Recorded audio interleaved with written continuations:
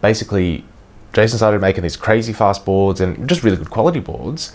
And everyone was like, oh man, can you make me one? Can you make me one? And I remember, I actually used to live with Jason, and I actually remember him making the first couple of boards that he made. And literally every time a friend would visit, they'd just be like, dude, make me a board. And it's like, oh, okay, well, yeah, all right, I'll make you a board. And he made him a board, and then 5 or 6 boards in, he's like, wow, I think I've got a business here. Like every person I show wants a board, so I'm just gonna make heaps of boards and sell them.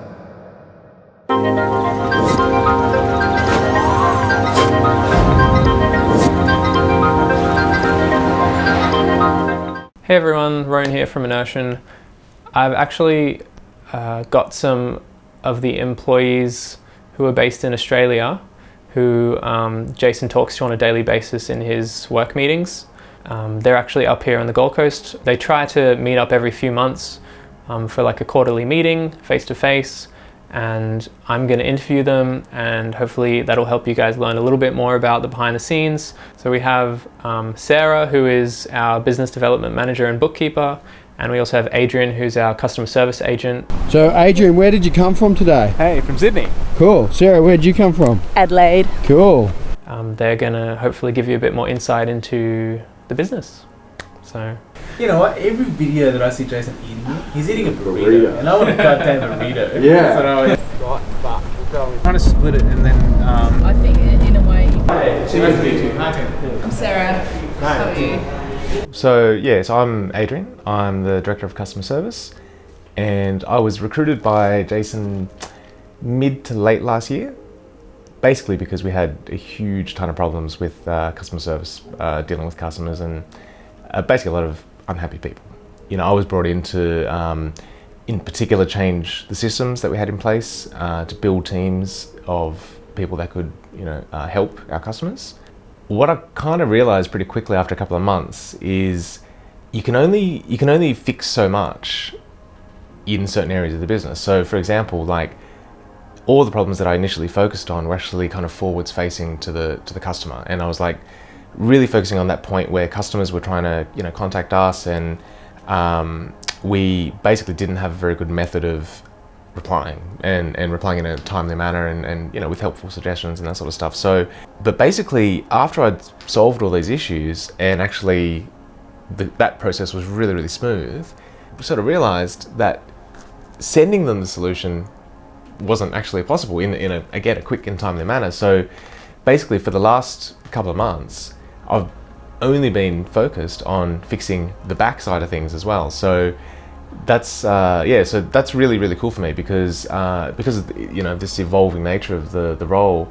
It really keeps me interested, I guess, and it also lets me have, I guess, a lot more control about if there's a problem. It's not just about handing it to someone else to fix, but I can actually go there and say, okay, hang on, this is why it's an issue, so I'm just going to fix it, and that's great. So to have that autonomy, and that trust, I guess, from Jason as well, is really, really important. So it is pretty rewarding, I think, in terms of making people happy, making customers happy, and we know it's not perfect.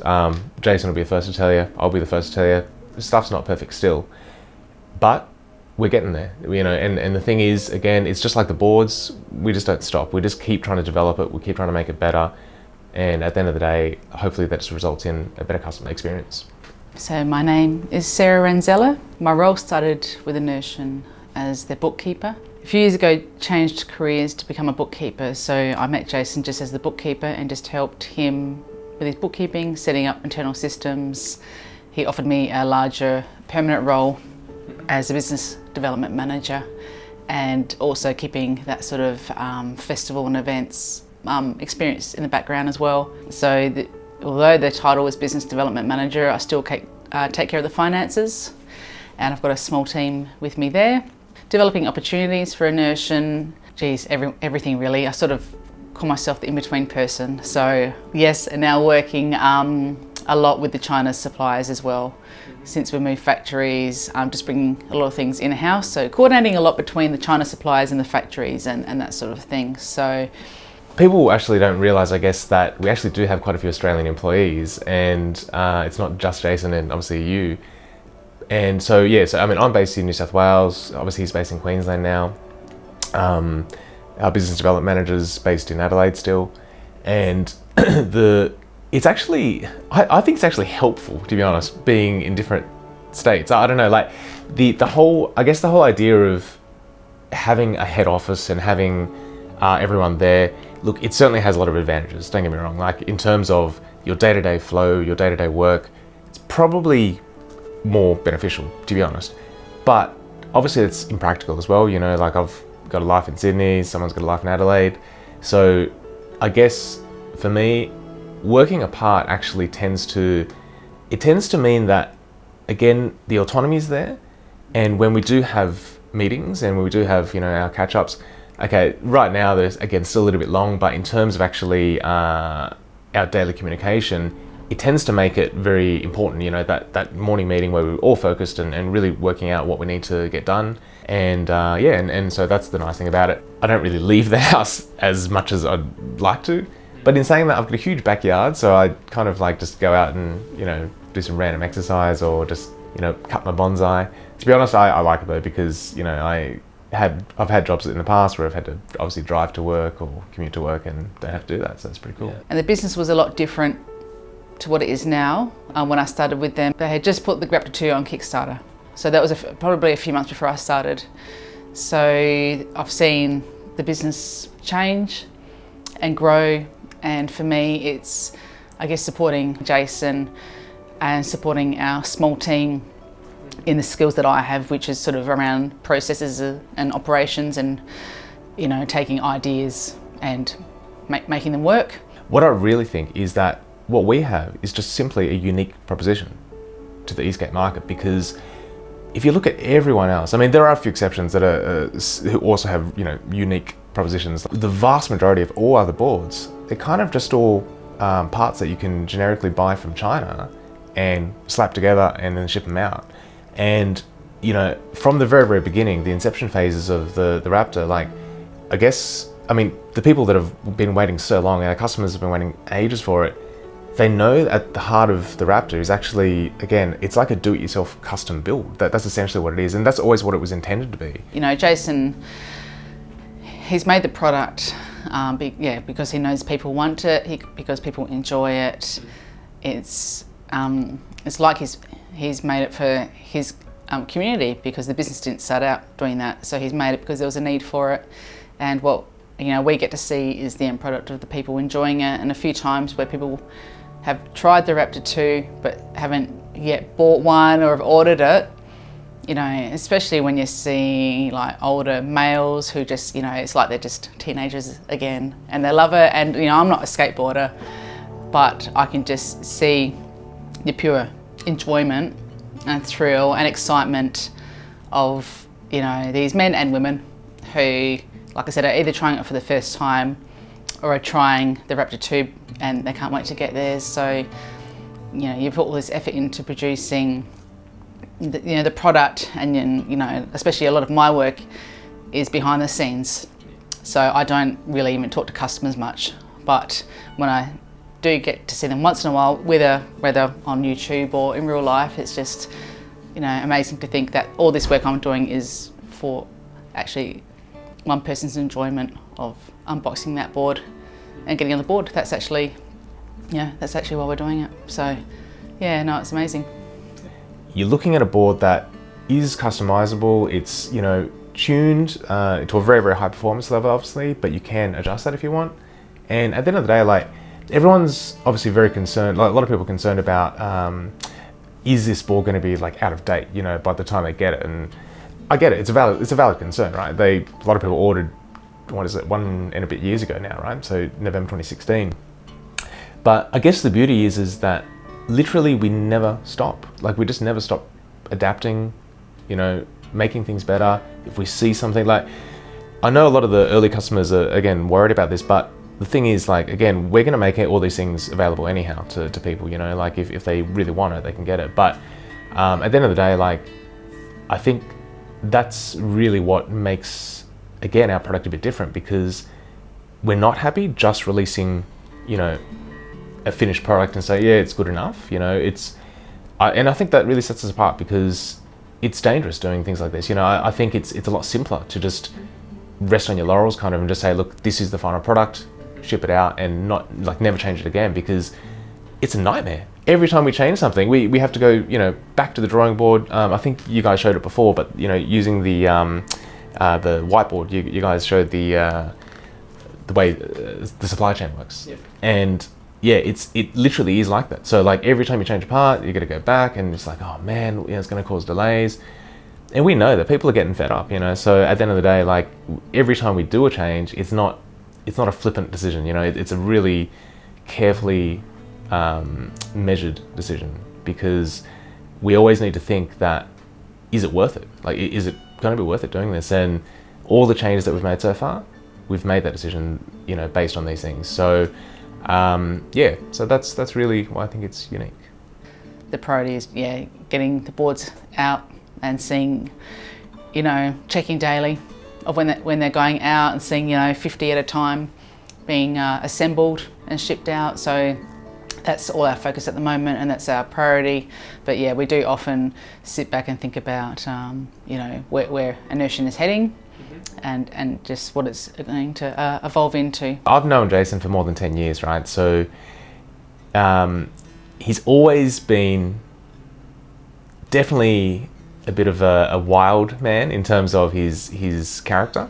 And some people see that as reckless, and some people see it as like that he doesn't necessarily care about maybe the end user or other elements of his business.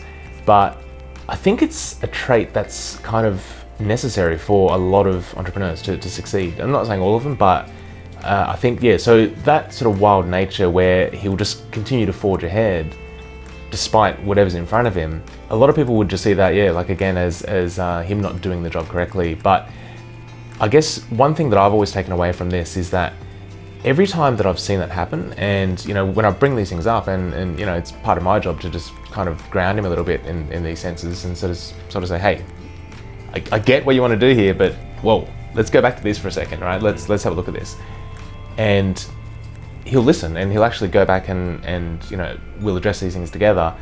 But the one thing that he'll never lose is just positivity in that moving forward phase, because we've obviously had to learn a hell of a lot of hard lessons doing, you know, this company and making these boards and all sort of stuff. And every time, you know, you could just bury your head in the sand, and you could just basically, you know, accept defeat essentially, you know. But he's never done that, and he never will. And that's the really cool thing about that, because you need, like, out of all sort of business types, I guess, you really do need a thick skin here. You need to not let things affect you kind of emotionally. You just need to kind of just see things as they are and just treat them objectively. You know, you really got to do that. And if you can't do that, you need to bring other people in who can. And yeah, no, it's great working together, because we do have a lot of, you know, a wider team around the world. There's not just 3 people running Enertion, it's a bigger group, but sort of our small management team is growing bigger every day. You know, in the end, you all need to get along, be respectful to each other, communicate well, and at the moment we've got that perfect combination. But in general, like, he's very, very good at especially the business side of things, trying to always forge ahead. And look, at the end of the day, he's not perfect, you know, none of us are. But the best thing is that, I know most people won't believe this, but we all are just trying to do the best for the customer. That's it. That's what everyone in this business is trying to do. And it doesn't always seem like it, and I get it, you know, and we have plenty of people that are unhappy, but we also have plenty of people that are really happy, and that's the cool thing, you know, and that definitely tells me that we're doing things right, when there are people out there who, and they know who they are, who basically, they've had problems. They've, you know, maybe we haven't shipped something in good time, or maybe they've had an issue with their board or whatever.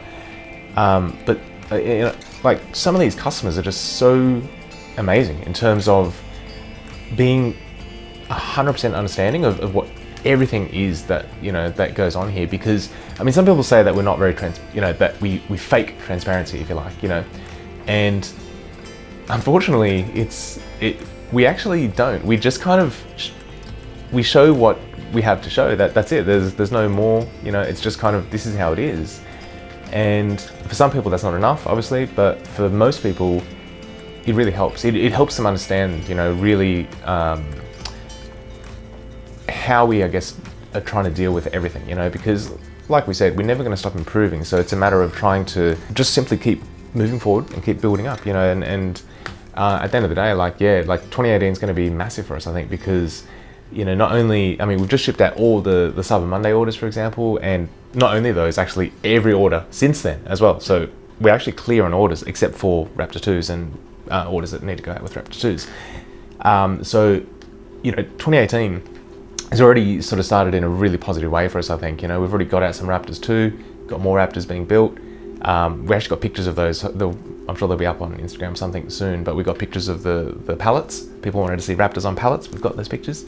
Yeah, so all of that's just super positive, you know, and that's awesome, because from this point forward to the rest of 2018, all I can say is that there's heaps of exciting things coming up, and that's really cool. That's really exciting for me. It's exciting for you. It's exciting for the world, I think, you know, anyone who's interested in our company and in the products that we sell.